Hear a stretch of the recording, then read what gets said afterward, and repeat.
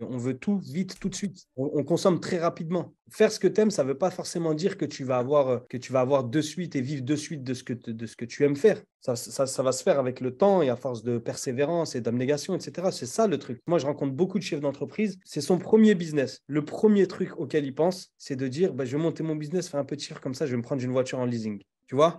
Ça te donne un peu un ordre d'idée de où est-ce qu'on met nos priorités. C'est pour l'argent, pour l'image. Je suis Mohamed Bouclé, auteur, conférencier et formateur en technique d'apprentissage. Je suis vice-champion du monde de lecture rapide et triple champion de France de mind mapping. Dans le podcast Connaissance illimitée, on démocratise les techniques d'apprentissage. Le but de ce podcast est de parcourir la vie de plusieurs personnes inspirantes pour vous démontrer que la réussite est à portée de tous.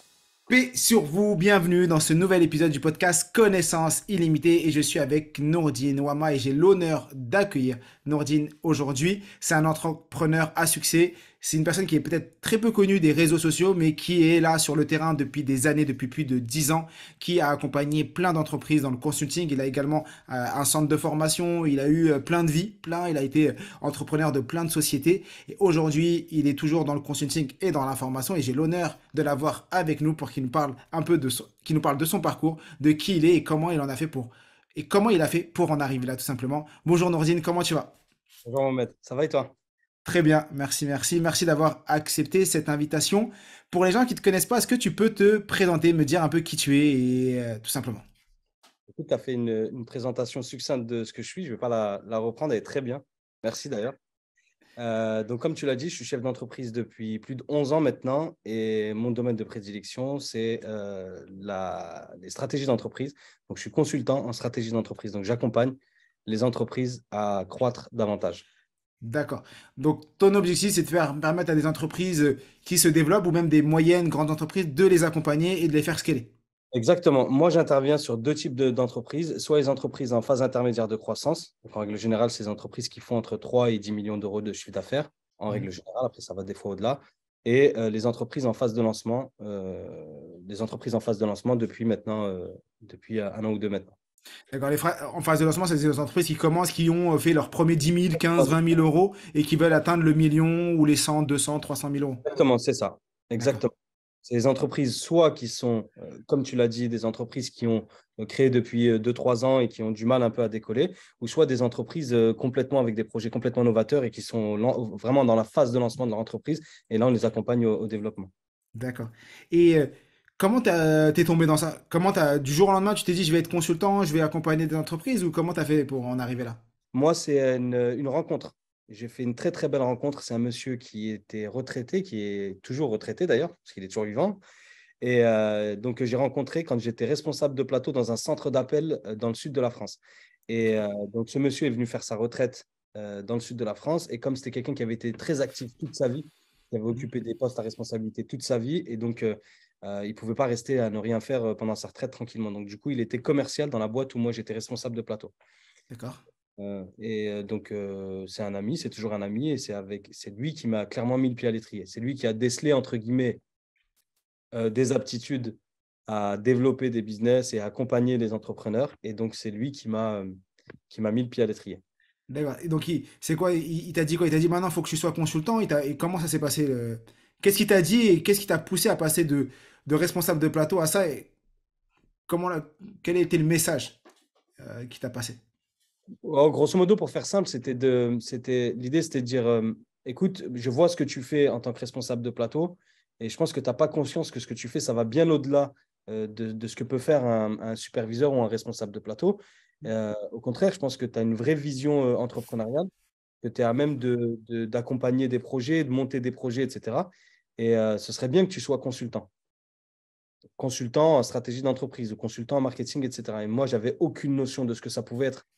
Et donc, c'est lui qui m'a orienté vers ce métier-là. D'accord. On a donné aussi les règles et les constituantes de base, on va dire. Et comment t'as fait pour trouver ton premier client? C'est-à-dire que déjà, il te dit ça. Déjà, la première question qui me vient, c'est comment tu fais pour le croire? Moi, quelqu'un me vient et me dit, Mohamed, je te trouve bon, je sais pas, à la formation, j'ai jamais fait de formation. Je me dis pas, ah ben, il m'a dit que j'étais bon, je vais y aller. Tu vois, comment Ouais. toi t'es passé? par- comment comment t'as accepté le message et comment t'as fait pour y aller et te dire, vas-y, je vais trouver mon premier client et je vais le faire? Alors, ça ne s'est pas tout à fait passé comme ça, parce que là, je te l'ai résumé, mais bon, déjà, le premier client, c'est lui qui me l'a trouvé.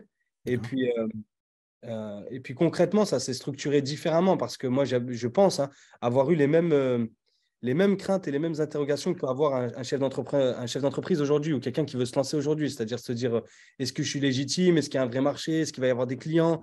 Et comment est-ce que je vais devoir articuler tout ça? La crainte aussi que ça ne marche pas et qu'on se retrouve un peu sans rien et sans revenu, etc.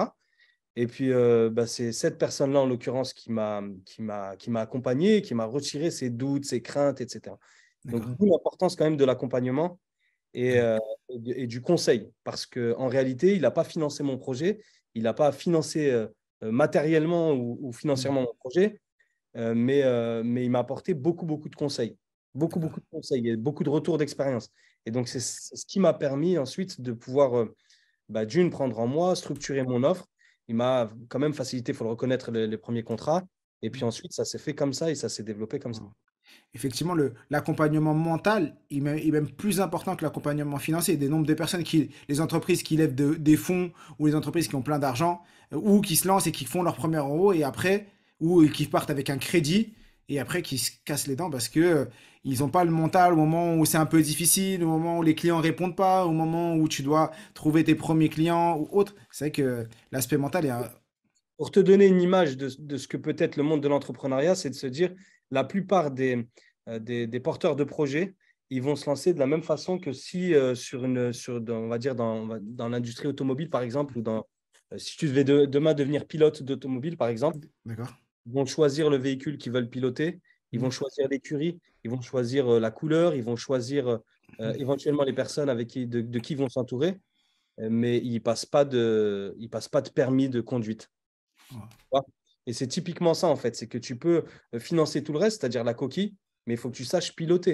Et peu D'accord. importe le secteur d'activité dans lequel tu vas te lancer, il faut que tu saches diriger une entreprise, organiser une entreprise, structurer une entreprise. Et ça, malheureusement, en France, mais comme à l'étranger, il n'y a pas de formation pour. Il n'y a pas de Ouais. formation de dirigeant à proprement parler. Parce qu'un dirigeant, il doit avoir des notions comptables, des notions commerciales, des notions juridiques. Il Mm. doit avoir, voilà, c'est un panel hyper large, en fait, de compétences à avoir. Ouais.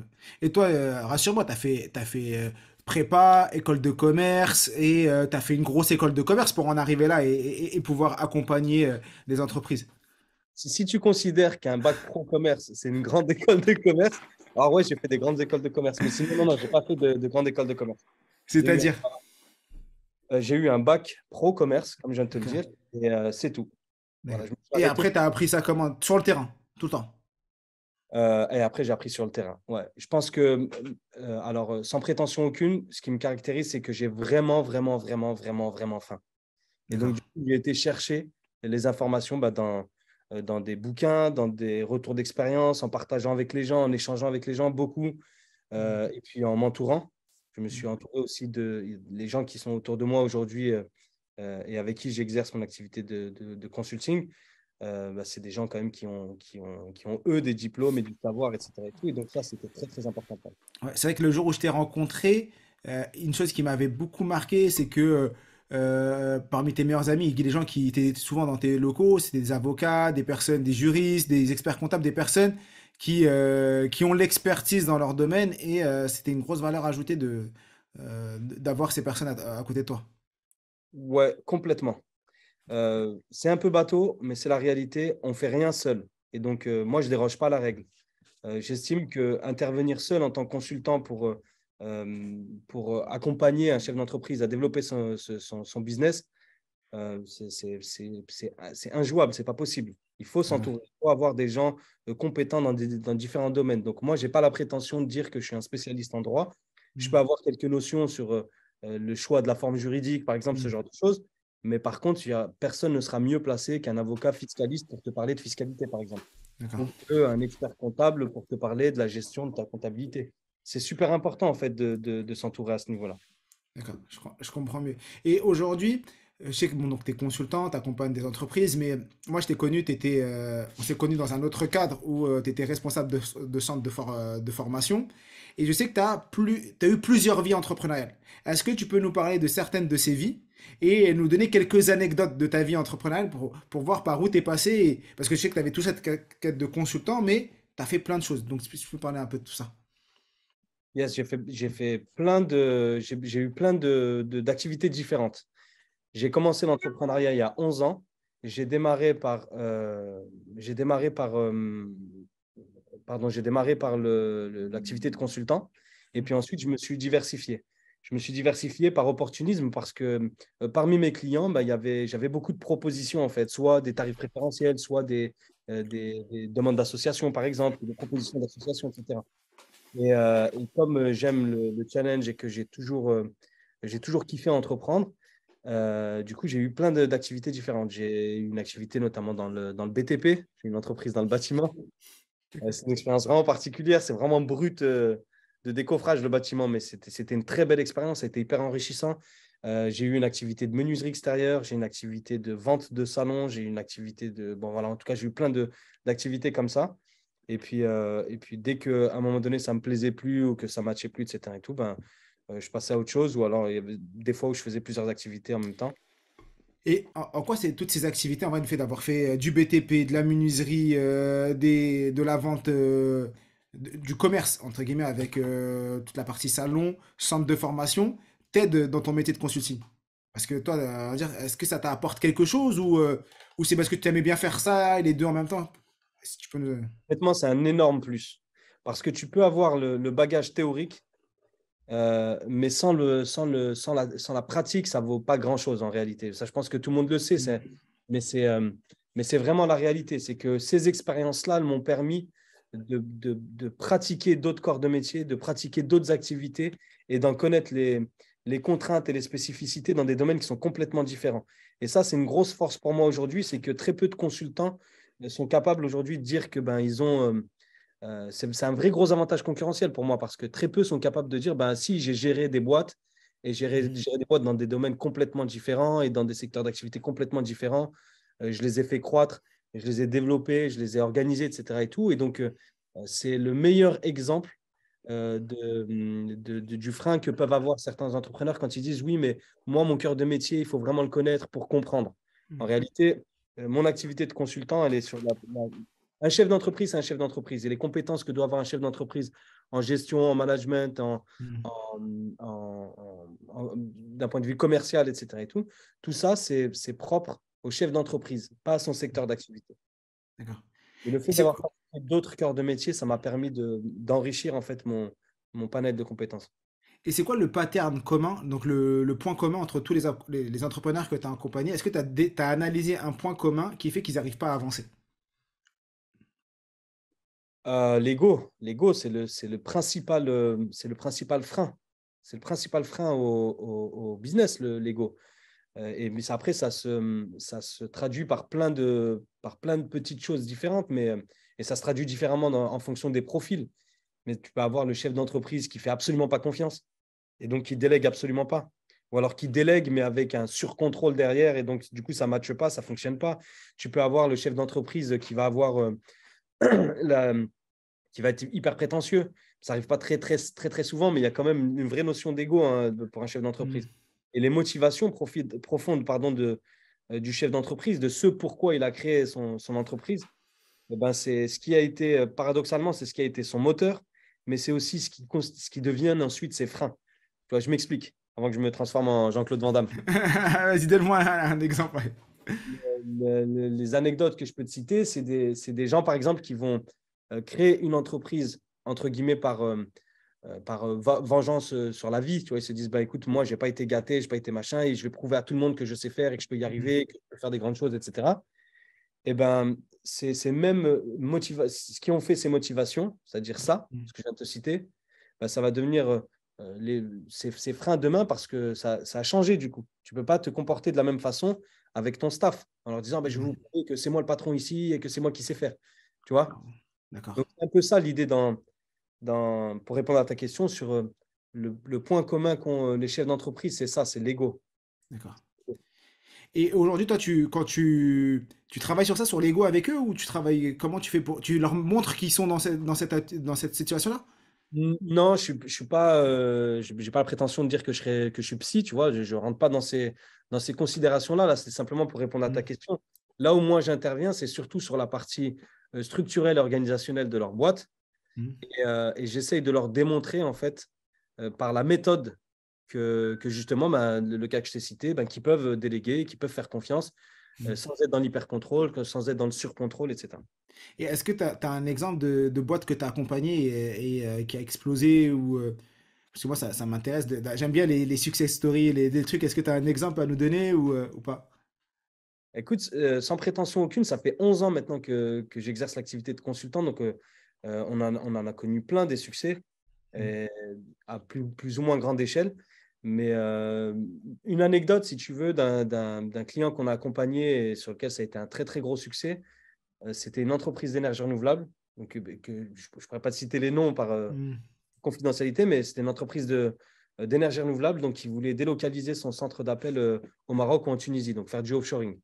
Et cette entreprise-là en question, donc nous sollicite, nous on fait l'audit, puisque ça passe toujours Mhm. par cette phase-là, on fait l'audit pour déterminer un petit peu comment fonctionne la boîte, quelles sont les spécificités de la boîte, quelles sont leurs attentes, leurs besoins, etc. Mhm. Sans que je rentre dans les détails, parce que sinon je vais perdre tout le monde. Grosso modo, ce qu'on a fait, c'est qu'au lieu de faire du offshoring et de délocaliser le centre d'appel au Maroc ou en Tunisie, et donc par conséquent perdre les emplois ici en Mhm. France, on a gardé du Made in France à 100%. Et donc, ce qu'on a fait, c'est qu'on a structuré différemment son entreprise, donc avec une partie fiscale et une partie comptable, on va dire, où on a sorti l'activité de call center. Donc, Mhm. c'est un centre d'appel qui avait une cinquantaine de positions. Et grosso modo, pour faire simple, on a fait une partie qui faisait de l'externalisation de secrétariat pour les professions médicales. Donc, on vendait Mhm. la prise de rendez-vous aux professions médicales et une partie qui continuait de faire de la prise de rendez-vous pour la force commerciale du client. Et D'accord. ça a tellement bien fonctionné, ce modèle-là, qu'on était quasiment à un autofinancement. Donc, il avait un peu plus de 50 000 euros mensuels. Ce que lui coûtait le Mhm. centre d'appel, c'était à peu près un peu plus de 50 000 euros mensuels. Et puis, on a conservé que les frais de fonctionnement basiques, c'est-à-dire logiciels, etc. Et ça s'est quasiment autofinancé. Donc, il a fait un peu plus d'un demi-million d'euros d'économies chaque année grâce à notre solution. Wow. C'est-à-dire que le gars, si je comprends bien, et ton exemple, il vient avec une problématique, du moins, il croit avoir une solution à une problématique qui est, il faut que je prenne mes personnes, je les envoie tous au Maroc ou ailleurs et parce que je vais faire des économies. Et toi, et vous, en vrai, quand je dis toi, ta mission, c'est de venir et de te dire non, ça, c'est ce que toi tu vois. Nous, on va faire l'audit et on va te trouver une alternative. Et peut-être que rester en France, garder les personnes, les métiers en France, faire en sorte que les personnes soient proches, faire du Made in France et la qualité, la réactivité des personnes qui sont ici vont garder la qualité. Et on va garder cette solution-là et on va trouver une alternative qui arrive finalement au même résultat, qui est le gain économique et même pour scaler un autre business qu'il n'avait pas vu initialement. Ouais. D'accord. Pour les gains, il a fait un peu plus d'économies que s'il avait fait du offshoring, hein. Ça a même mieux fonctionné que s'il avait fait du offshoring. D'accord. Mais la particularité et la caractéristique de beaucoup de nos clients, Hmm. c'est qu'ils ont la tête dans le guidon. D'accord. Donc, du coup, quand ils ont la tête dans le guidon, bah forcément, ils n'ont pas le recul nécessaire pour pouvoir trouver les solutions les plus adéquates et les plus performantes pour leur business. Donc, D'accord. ils ont quand même, et ici, en règle générale, quand leur business fonctionne, c'est qu'ils ne sont pas là pour rien, c'est qu'ils ont quand Hmm. même bien su mener et gérer leur entreprise. Mais en général, quand ils font appel à nous, c'est surtout pour ça, surtout pour le regard extérieur. Ouais. On en doute. Et, et toi, aujourd'hui, euh, comment, en vrai, comment tu... Parce que les boîtes, elles sont toutes différentes. Tu arrives dans une boîte, moi, exemple, moi, je suis pas consultant, j'arrive dans une boîte, je vois pas ça. Comment tu as appris ça? C'est quoi? C'est juste l'expérience? Par où tu passes? Est-ce que tu as un process? Tu arrives dans une boîte, voilà, comment tu fonctionnes? Ouais. Alors, bah, il y a plusieurs choses en fait. Je pense que, alors au niveau de ma personne, moi, après, parce qu'on est plusieurs consultants à intervenir et on est plusieurs en réalité personnes à intervenir au sein du cabinet. Il y a des avocats, il y a des experts comptables, il y a des consultants spécialisés et on a tous une méthodologie plus ou moins différente. Pour moi, la première étape c'est de réaliser un petit entretien complètement informel avec nous ou les dirigeants. Ça, c'est super important. Ça me permet en fait de voir un peu l'état d'esprit dans lequel ils sont, la manière dont ils fonctionnent, comment est-ce qu'ils envisagent les choses, etc. Et tout. Et puis de faire un constat à l'instant T de qui est-ce qu'on a en face de nous. Ça, c'est la méthodologie. Après, ben, on passe sur la phase d'audit, où là, ben, clairement, c'est ce que je citais tout à l'heure, et ben, on regarde un petit peu comment est constituée la boîte. Donc là, on n'est plus du tout sur la personne physique. Là, on rentre dans la personne morale et on regarde comment l'entreprise est constituée. Cet audit-là, pardon, nous permet de pouvoir déterminer en fait tous les mécanismes existants. Donc, on fait une photographie de la boîte. Et ensuite, on met en place la stratégie. On construit la stratégie.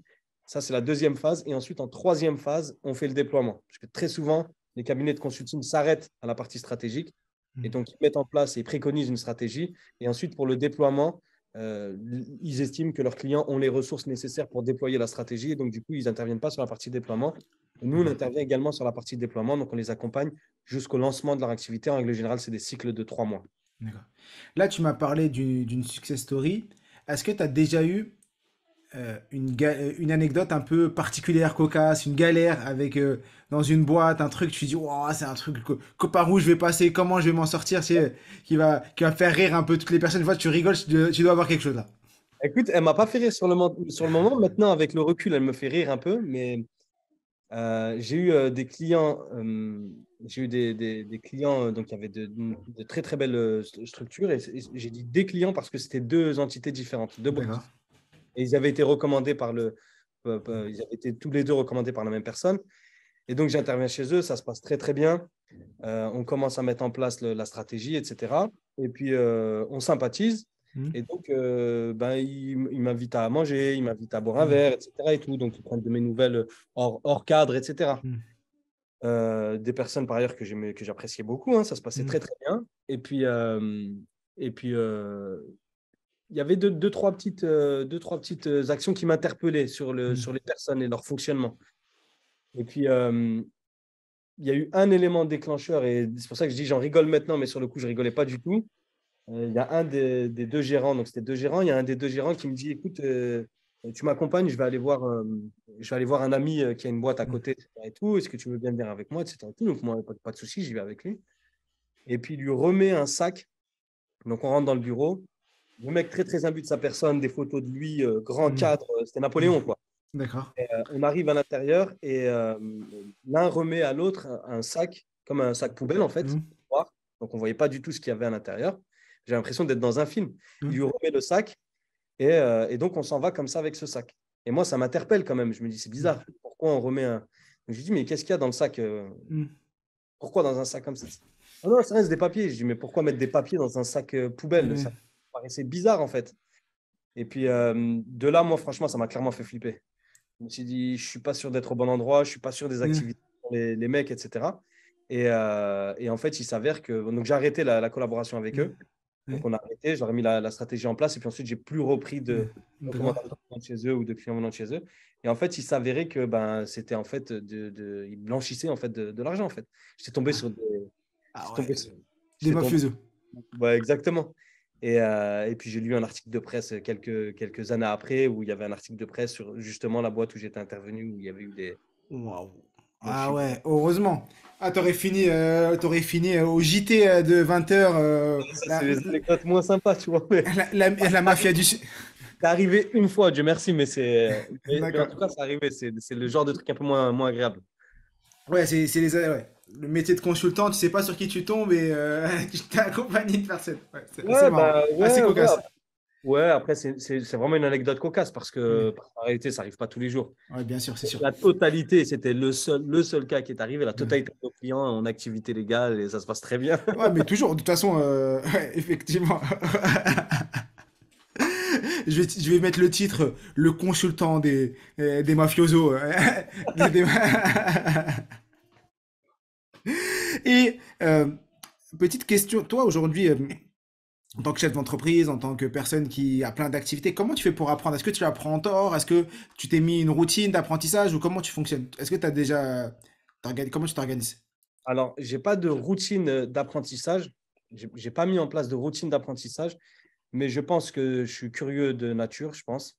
Et donc, je m'intéresse beaucoup en règle générale, quand j'interviens chez un client, j'aime bien comprendre son marché et les D'accord. spécificités de son marché. Donc, ça m'intéresse beaucoup. Et donc, du coup, moi, je lis pas de bouquins, mais je lis en règle générale beaucoup de trucs sur Google, sur le net.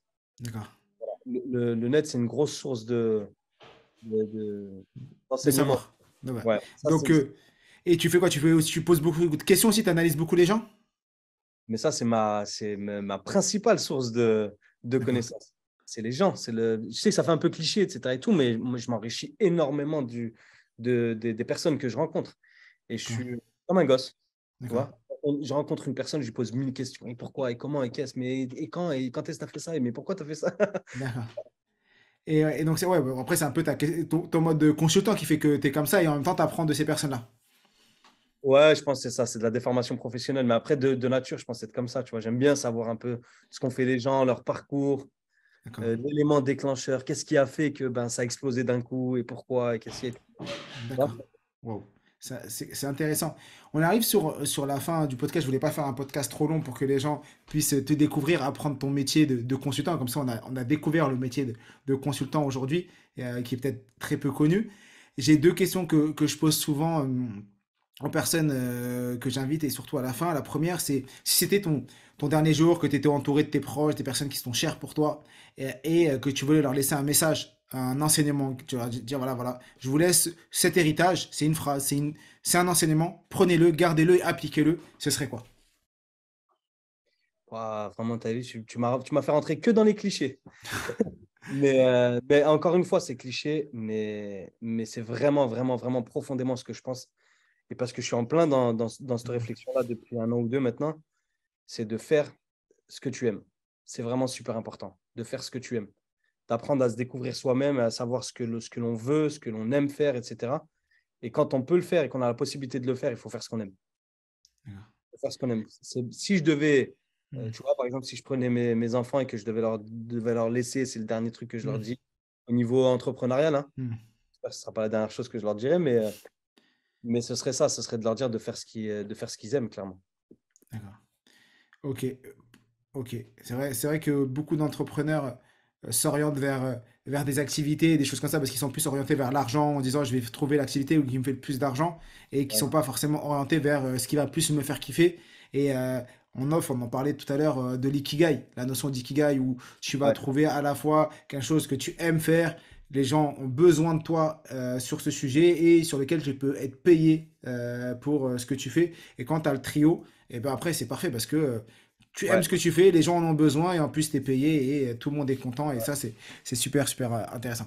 Complètement, tu vois, mais tu as cité l'exemple de l'ikigai. L'exemple de l'ikigai, tu vois, en tout cas, les exemples qu'ils citent là dans le bouquin dont on parlait tout à l'heure, c'est des gens qui ont mis du temps. C'est-à-dire, ils ont Mm. fait ils vivent aujourd'hui de leur passion, ils vivent confortablement aujourd'hui de ce qu'ils aiment faire, et ils ont mis du temps. Et ça, c'est le vrai truc, c'est la vraie différence qu'il y a c'est la vraie différence qu'il y a avec ce que l'on peut vivre aujourd'hui, nous, c'est qu'on veut tout vite, tout de suite. Tu vois. On consomme très rapidement et on veut tout très rapidement. Ça veut dire que tu peux faire ce que tu aimes, ça ne veut pas forcément dire que tu vas avoir de suite et vivre de suite de ce que tu aimes faire. Tu vois.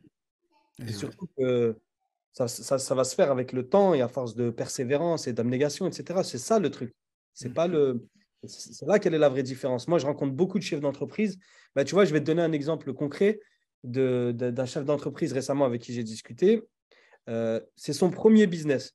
Bon, il est relativement jeune, mais c'est son premier business. Et pour son premier business, le premier truc auquel il pense, c'est de dire bah, je vais monter mon business, faire un peu de chiffre comme ça, je vais me prendre une voiture en leasing.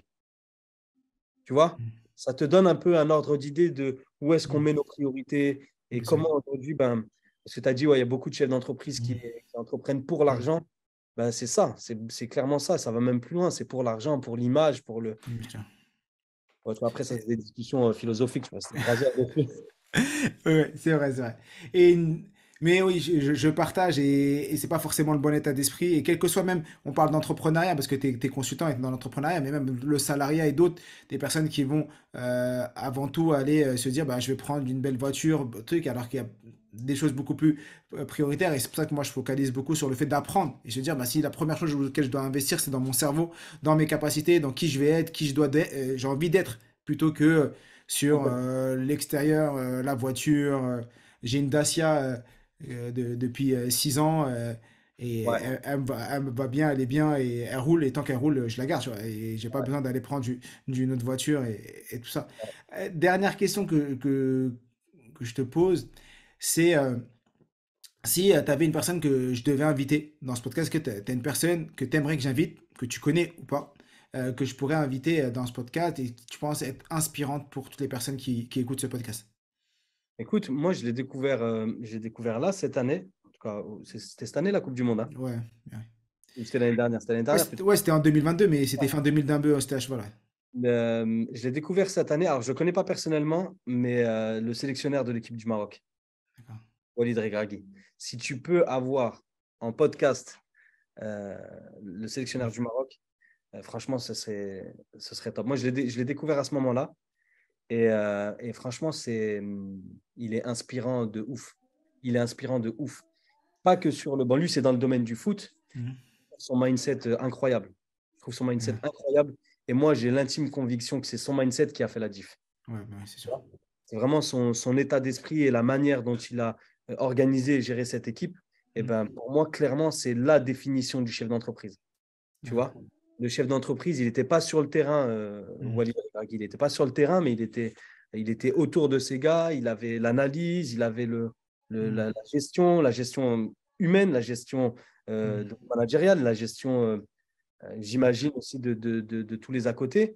Et franchement, c'est clairement la définition de l'entrepreneur inspirant pour moi. Tu vois, C'est vrai. même si je ne Ouais. suis pas très, Je tu le mets vois. dans la to-do list. Si quelqu'un connaît Walid Regragui personnellement, peut nous mettre en lien avec lui, on l'invite avec grand, grand plaisir dans ce podcast et on te fera même venir si tu veux, Nourdine, à ce moment-là. Avec plaisir. Avec plaisir. Ok. Merci beaucoup, Nourdine, pour d'avoir accepté l'invitation. Merci pour tout ce partage. C'est un petit épisode d'une demi-heure, mais avec énormément de pépites et d'enseignements.